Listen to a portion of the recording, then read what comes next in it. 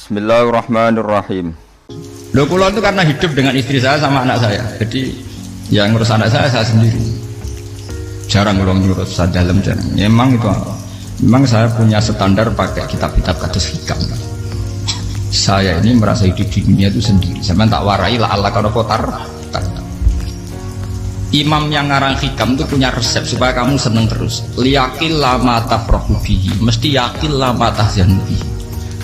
Usahakan sedikit sekali apa yang bikin kamu seneng, maka akan sedikit sekali yang bikin kamu susah. Jadi misalnya kulo nih, jadi kiai misalnya cari wong, kulo kiai wong alim, jelas nak ngalimnya ngalim, nak kiai rapat ya, nak ngalimnya jelas. Nak kiai rapat ya, nama kan kiai tapi orang ngalim.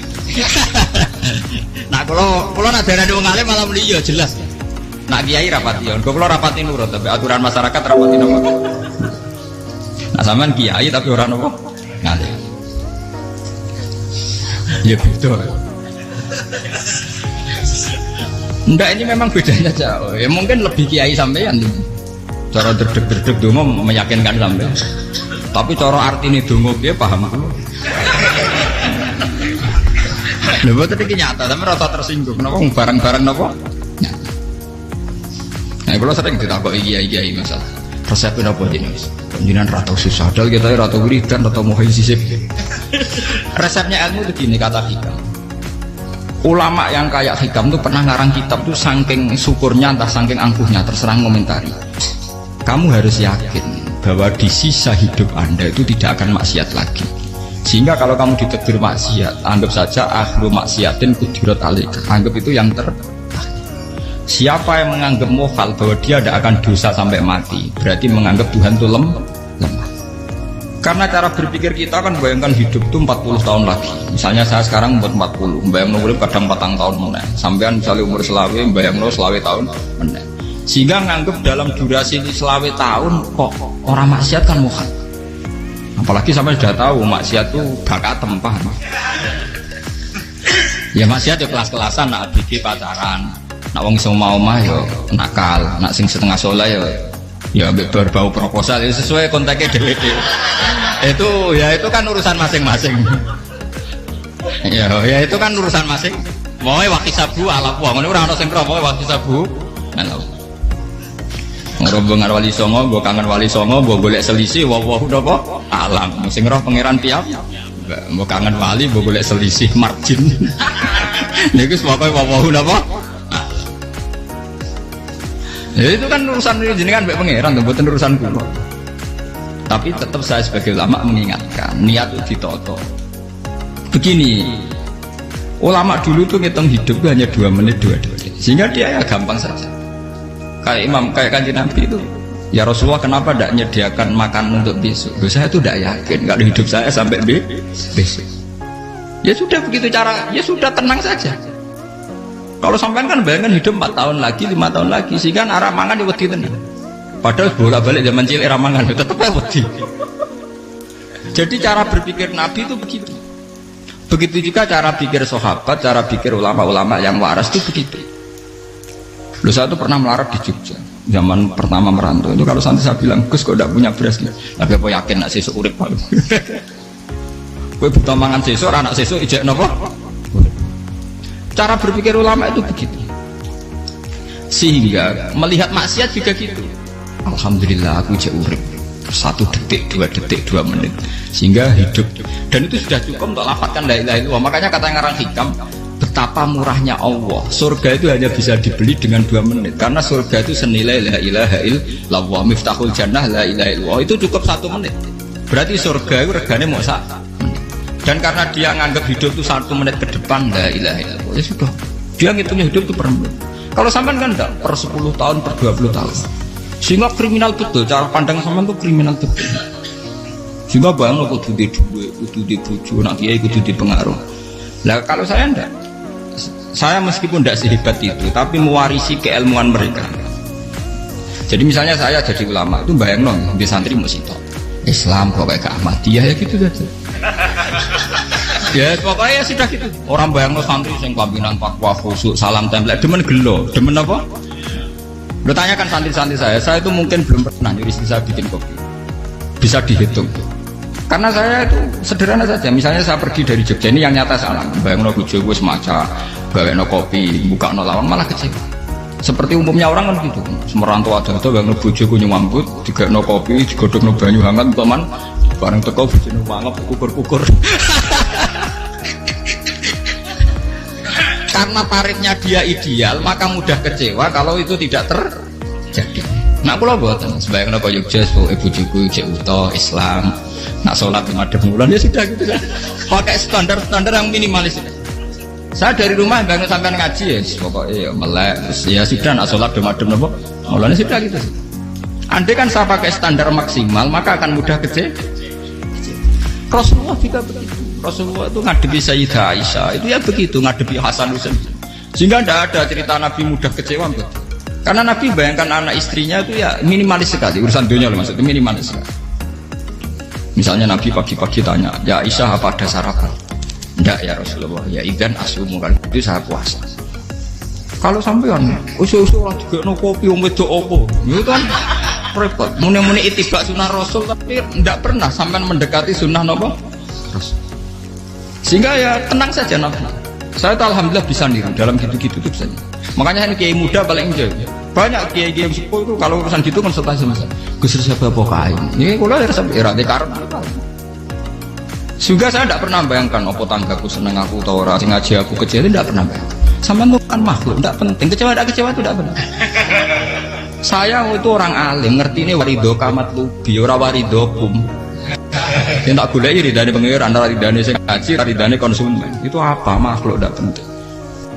Itu harus dilatih. Harus apa? Sehingga orang itu kalau biasa sholat, maksudnya biasa takluk be Allah, mesti la'alla katardo, mesti gampang puas. Karena dia iktifak ngalap cukup be Allah Subhanahu wa ta'ala. Saya sebagai manusia juga sering ditangisi istri. Misalnya saya sering ke Jogja sendirian. Nah ninggalan nopo, ninggalan itu milih pengiran. Misalnya mati ninggalan ya paling aku mau ngapain nih suara. Paling uang nangis gue kegiatan. Bukan Pak. Ingin saya bahwa konstitusi ulama itu masih iktimat alam. Kalau kita kan enggak. Cara berpikir kita ngaji itu ideal sing ono podium, sing ngaji laminan takwa kabeh, ketunan kaji kabeh, ndiluk kabeh. Kita akan pakai standar-standar yang dengan asumsi kita. Padahal Nabi di zaman sugeng al-iman hahuna wa yusiru ila qalbihi sadrihi salah. Iman itu urusan hati. Komitmen sampean be Allah Subhanahu wa ta'ala. Nah ini resepnya. Makanya kata hikam yakinlah mata frohubi. Mesti yakinlah mata sadiqi. Sedikitlah kamu gembira dengan satu hal, nanti akan sedikit kamu yang kecil. Artinya misalnya kados kula sebagai ulama seneng kula niku kok iman. Ya nggak kayak orang awam. Ya sudah gitu. Jadi misalnya suatu saat kula jatuh, yang ngaji saya gak semeneng dadi kupeding. Wong sing seneng kula bubar kabeh. Kula ya ora susah, miskola darah bener. Gus saiki jenengan ora sing seneng. Ya tenang saja. Sing ora seneng ya makhluk ora jelas. Dan status mereka tetap layaduru walayan. Ini harus dilatih. Sehingga Nabi itu ya meskipun beliau itu perang, sahabatnya meninggal ya tenang saja. Nabi cara berpikir yang meninggal mereka mati syahid, yang masih hidup dianggap berpotensi melakukan kebaikan. Sama tak warai resep-resep dari Rasulullah SAW. Saya ini sebetulnya memaksa, menjelaskan ini maksa karena saya inginnya jadi ulama yang kayak umumnya orang. Tidak ideal amat. Tapi kan saya ditakdir ilmunya itu ideal. Jadi terpaksa saya jelaskan. Tapi kalau perilaku saya tidak akan ideal. Soalnya ngawur saatnya mari Ghafuri pengiran nganggur bolak-balik cerita. Ada seorang wali, karena dia wali itu doa di multazam, ya Allah saya ini minta satu hal. Karena dia wali maka tidak minta uang, tidak minta jabatan, minta engkau takdir saya tidak pernah maksiat. Itu kan bagus sekali. Minta doa ditakdir tidak maksiat kan ada. Dari pengiran malah Syafi'i. Fa'ena adau ghufran. Karena tau maksiat malah sifat ghafurku tak ada kok endi. Gambarnya pangeran ini sifat ghafurku rak nganggur. Makanya tidak ada orang selain Nabi kecuali ditakdir tahu maksiat dan sifat ghafuri pangeran efektif. Paham apa? Lah nek sampean kan ghafure kok nggo kabeh. Dadi karek sadidul iqab. Karena maksiate sampean sering. Jadi sifat ghafure wis berlaku aktif. Saya karek nunggu sifat sadidul iqab. Paham ya? Itu beda dengan wali-wali. sifat sadidul iqab mau aktif, mereka tidak punya malah pangeran bingung gak kok sifat ghafuril. Apa tak kok ghafur atau dosa didakoki sadidul iqab gak tahu maksi, pangeran malah sing bingung. Nak kowe ora tau maksiat ghafur kok tak dakoki kok ora tau maksiat, wong iku ora tau apa didakoki sadidul iqab gak mungkin atau maksiat. Lah pangeran apa dakok ghafur kan syaratnya dosa sik. Sampeyan kan walian. Ghafure wis dientekno. Keseringan kepake, paham ya? Karek nopo? Karek sadidul iqab. Ya itu memang standar Tuhan. Semua Quran itu kalau menyeritakan gitu. Nabi ibadi anni anal ghafurur rahim. Kawulaku ceritani aku ghafurur rahim, tapi yo ceritani wa anna adabi wal adabul alim. Nabi ibadi anni anal ghafurur rahim wa anna adabi wal adabul alim. Kalau Nabi Ibrahim, Nabi Muhammad inna rabbaka lasariul iqab. Pangeran cepat nyiksane, tapi wa innahu laghafurur. Jadi dua sifat ini pasti aktif. Dan tentu ulama itu senang sifat ghafur itu ya meskipun aktif, tapi mereka tidak pernah ngambil fasilitas sifat nopo. Kalau baleni malih. Sehingga kayak Sayyidina Umar radhiyallahu anhu ketika beliau pertama jadi khalifah, ini cerita di kitab Hayati Sahabat. Pertama dia jadi khalifah, orang mengira dia akan ngomong hal-hal yang besar, visi besar tentang negara, visi besar tentang izzatil Islam wal muslim. Tapi ketika Umar pertama pidato begini, ayuhal muslimun ayuhan nas, ana, jari kata Sayyidina Umar, ana hulamun min bani Mahsyum, akulu min kholati. Saya ini pemuda dari Bani Mahsyum. Kecil saya bisa makan karena bulik-bulik saya punya kebun kurma yang kalau saya memanen diopahi beberapa biji, dan itu menjadi kuti wahayati, menjadi saya bisa hidup. Wassalamualaikum warahmatullahi wabarakatuh. Orang itu penasaran semua. Orang jadi khalifah pertama dibendung jadi amirul mukminin, pidatonya ngenang masa kecilnya ra kelar mangan, kelare mangan mergo buruh bulike, paham ya? Ngondoh kurma terus dikai tamarotin, beberapa kurma sing dadekno iso, dan itu saya pakai sampai ketemu Allah Subhanahu wa taala. Saya pakai misalnya sekarang saya mulya, misalnya kalau dibilang mulya ya ono sing nyucuk, ono sing husnudzon, ono sing hormat, macam-macam sawangane. Itu bodoh sekali kalau saya menikmati itu, bodoh sekali. Paling banter nikmati diucup dihormati itu apa? Tapi kalau nikmatnya bisa makan saat itu tuh nyawa. SBY jadi presiden prestasi, Gus Dur jadi presiden prestasi, tapi umpama presiden tetap mangan. Prestasi tertinggi ada bisa makan selisat dirumpi gojo-gonyo. Makanya Umar mengingatkan, sebetulnya nikmat tertinggi saya itu tidak saat saya jadi khalifah, saat itu kok aku iso mangan, coro gak aku mati. Paham ya? Jadi itu luar biasa. Kita ini kan menjadi angkuh karena ngitung nikmat itu yang besar-besar, punya prestasi, punya. Kalau saya enggak ngitung nikmat itu kelar mangan gak mati, kan gampang. Sehingga saya tidak mudah kecewa karena tarifnya minimalis, gak gampang apa? Jadi misalnya kalau kapan-kapan kok bro, Gus ini Tuhan rasanya jangan ngeten-ngeten. Oh makhluk itu ya gak apa-apa. Kalau disetatuskan kiai kan seakan-akan ngomongnya sakral, seakan-akan man. Tapi nak tak statusnya, oh makhluk itu ngomong-ngomong ya sudah kan. Menjadi kan sudah distatuskan sebagai apa? Makhluk. Tentu makhluk statusnya la yadurru wala yang. Di sini ini penting orang-orang ahli tauhid tentu tidak punya kesusahan. Innalladzina qalu rabbuna wa tsummas taqam. Itu mesti tidak ada kesusahan sama sekali. Misalnya ulama-ulama dulu mau mati ya tenang saja.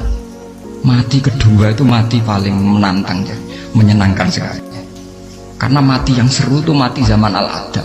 Misalnya saya kelahiran tahun 70. Tahun 40-50 kan belum ada saya. Itu mati yang sejati karena Al-Adam. Kenapa? Al-Adam tidak ada.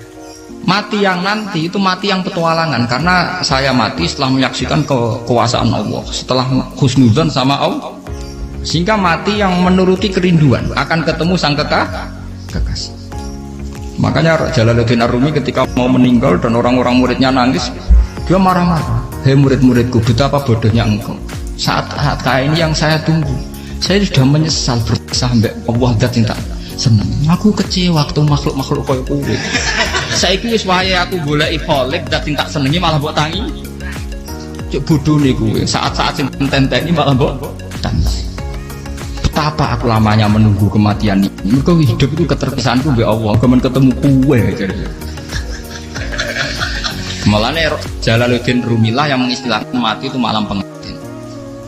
Makanya fal'an awal nusirok minkum wa awal wisol habibi. Ini saat yang indah karena ketemu dengan berpisah dari makhluk-makhluk yang tidak penting menuju sama Habibi kekasih. Dia misalkan mati itu malam pengantin. Semenjak istilah itu populer sehingga di Jawa anak ngipi dadi nganten takwilannya mati. Itu filosofi sufi ya, filosofi apa? Lalu begitu juga sahabat-sahabat dulu. Bilal mau meninggal, anaknya udah nangis. Bilal lagu ya. Ditanya sama anaknya, kenapa anak-anak kamu nangis? Dan jenengan badai kabundut. Aku malah seneng nang mati. Hudan nalkol akhibah Muhammad dan wakisbah. Aku nak urip ketemunya mbek kowe terus. Malah nak mati ketemu Nabi Muhammad. Hudan nalkol akhibah Muhammad dan wakisbah. Nah, dengan cara pandang begitu maka hidup itu enjoy saja. Ya saya sebenarnya keberatan pakai kelas ini, keberatan karena saya harus ngulang sampean-sampean. Ya makanya potensi kayak saya tentu mengurangi jadwal ketemu. Makanya saya mohon kalau tidak penting itu jangan sungkan. Anggap saja itu bagian dari hormat saya. Ya minimal sampai misalnya di dua saya ketemu gue jajan pentolak enam lapo mau kesuwan bareng malah repot.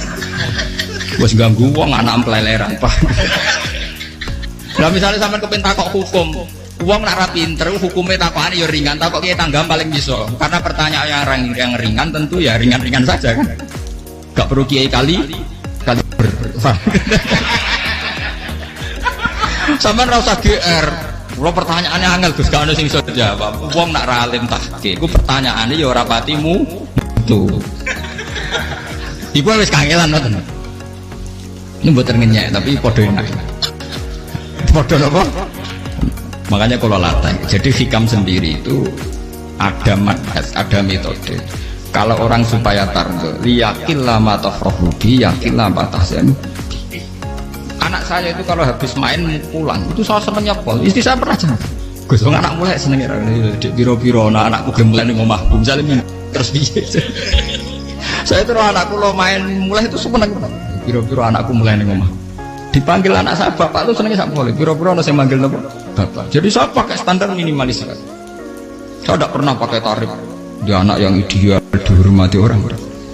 Sebenarnya anakku sujud nih pangeran, ngerti pentingnya mau tasbih, makanya anak saya tak namakan tasbihah semua. Itu ya sudah. Saya tidak pernah bayangkan anak saya jadi kayak besar dihormati juga. Mari gampang kecil. Ya, sekolah kan Sayyidina Umar. Saya pemuda dari Bani Mahzub. Yang kecilnya bisa makan karena buruh bulikku. Akal tuh tamarot. Wah itu saya baca tuh nangis. Betapa hebatnya Sayyidina Umar. Mengingatkan ulang bahwa nikmat tertinggi itu ya makan, karena makan kaitannya nyawa. Orang jadi bupati, enggak jadi bupati tetap makan. Jadi kalau ngatain saya tarifnya minimalis kan. Oh, kalau orang sudah makan gitu lah Allah kata mudah sekali. Tapi kalau sampai tarifnya ideal harus dia mobil kudu sanggune akeh. Mosok gue mobil gak sanggup akeh. Barang gue sanggup akeh kudu gue penderek. Mosok kiri lunga juga kok tanpa penderek. Nang penderek macur. Mosok ora kena dikeloni ya malah repot. Akhirnya gue wong ayu. Harus selingkuh dijari sing we itu perkara meneng. Mau keruwet nuruti tahapan-tahapan duniawi makanya resep kalau ingin itu kon sholat. Maksudnya sholat itu dihayati secara tauhid ya, dihayati secara tauhid. Misalnya inna sholati wa nusuki wa mahyaya wa mamati lillahi rabbil alamin. Itu akan pasti Allah kata pasti mudah melihat alam ini ridho.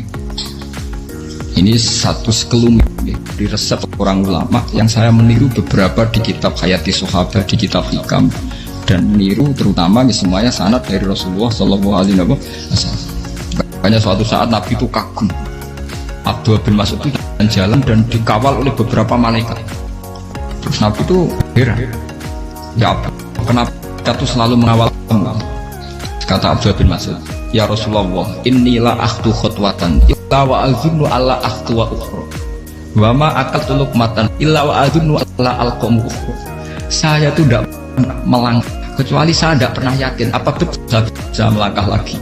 Jadi perlangkahnya itu dia iktimat Allah.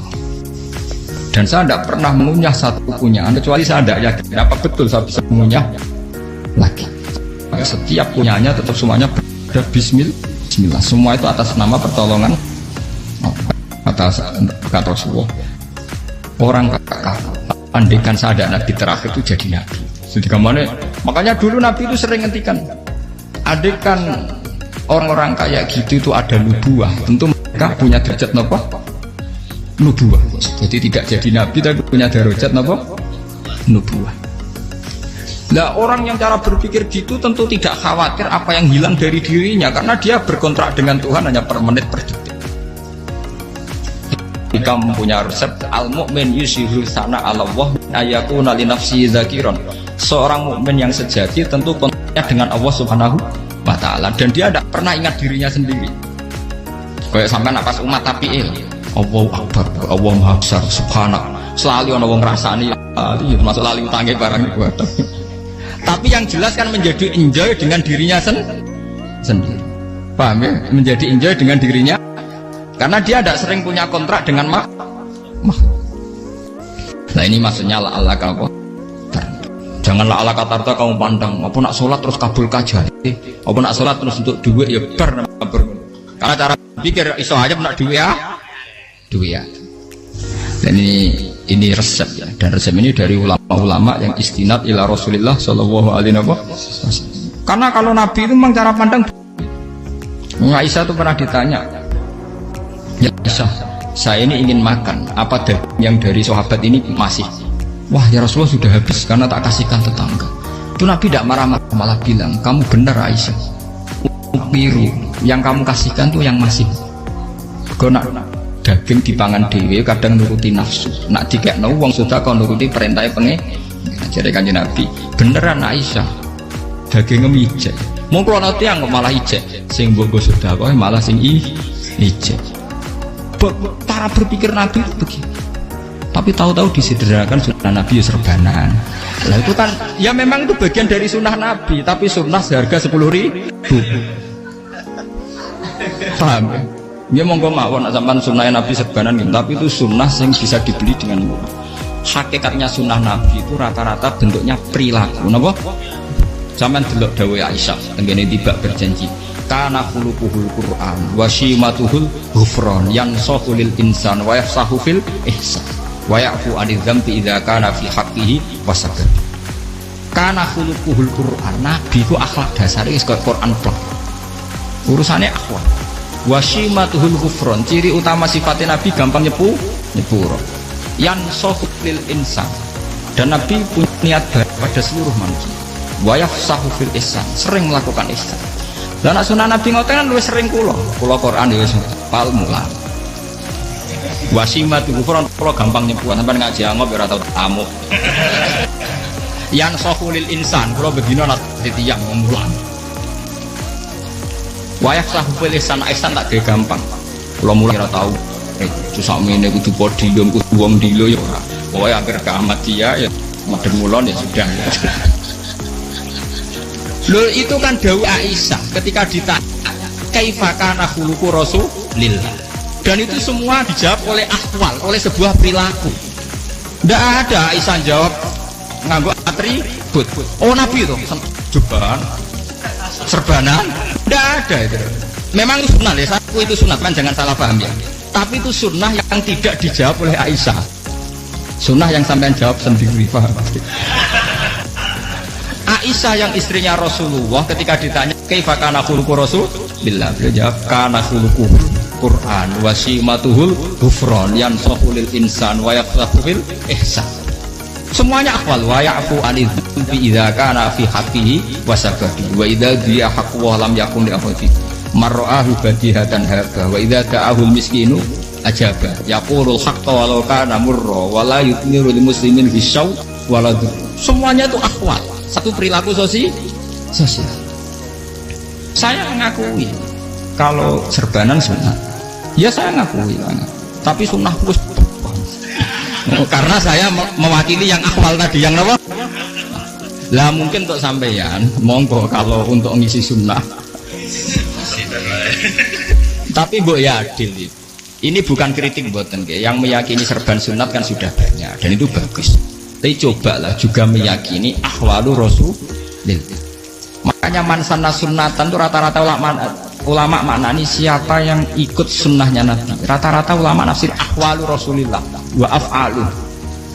perilaku sosial Rasul. Makanya terusannya wa idza da'ahul miskinu ajabah. Kalau dipanggil orang miskin ya datang.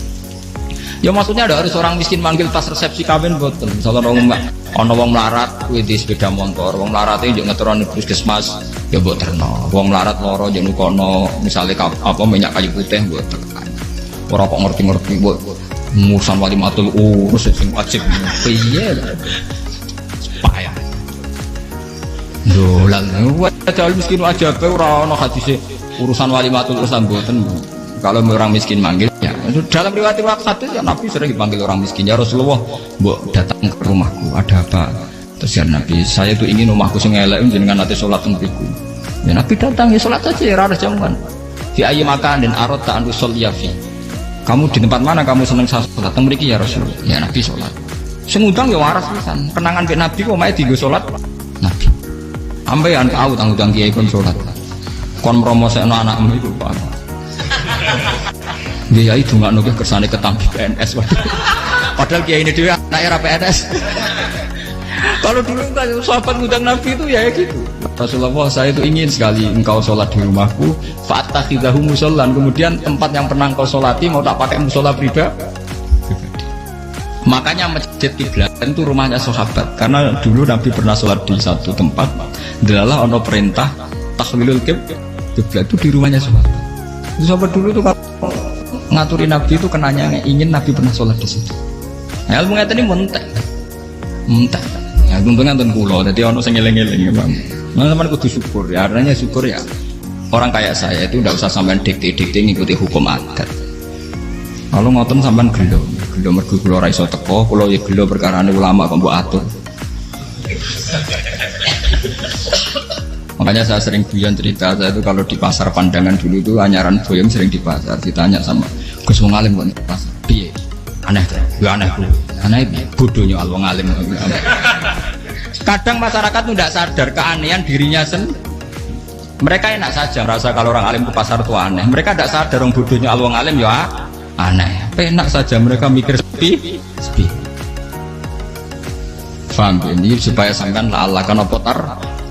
Makanya untuk Rasulullah Nabi itu sering ngendikan ana tamu hormati tapi etika mertamu di Rasulullah itu walakin idza du'aitum mertamu Nabi itu nunggu ditimba walakin idza du'itum du'iya mabni majhul ketika kamu ditimbali fatwa jadi ya ayyuhalladzina amanu la tadkhulu buyutan nabiyyi illa ayyudzana lakum jadi untuk sowan Nabi itu nunggu dipang ya, meskipun sahabat tuh rindu Nabi tidak berani sowan ke dalamnya Nabi kalau ingin ketemu Nabi di barengno pas sholat jamaah karena Nabi pasti keluar di mas andai kan Nabi nerima tamu di rumah ora sida dadi Nabi amen nampa tamu